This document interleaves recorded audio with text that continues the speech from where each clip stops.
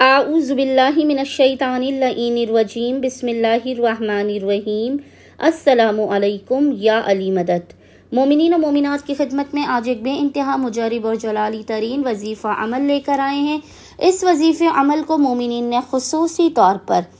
29 رمضان کریم بروز جمعرات،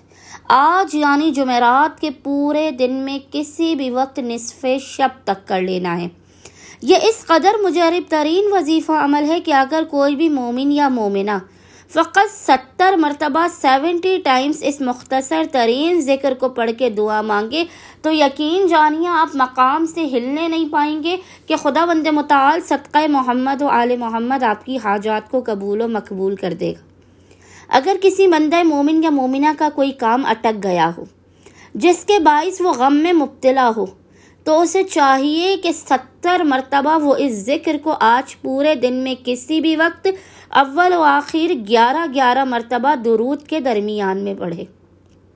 ناممکن ترین حاجات کی قبولیت کے لیے، رزق و روزی میں برکت کے لیے، بے پناہ عزت، شہرت اور کامیابی کے لیے، ہر قسم کے مصائب اور پریشانیوں کے خاتمے کے لیے مومنین نے آج 29 رمضان بروز جمعرات پورے دن میں کسی بھی وقت جب بھی نصف شب تک آپ کو فرصت کے لمحات ملیں، آپ نے فقط 70 مرتبہ اس ذکر کو پڑھ کے خداوند متعال کو محمد و آل محمد کے حق کا واسطہ دے کر اپنی حاجات کو طلب کرنا ہے۔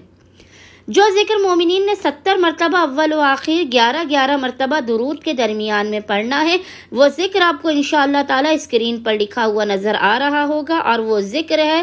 لا حول ولا قوت الا باللہ العلی العظیم، یا قدیم و یا قیوم، یا فرد و یا وتر و یا احد و یا صمد۔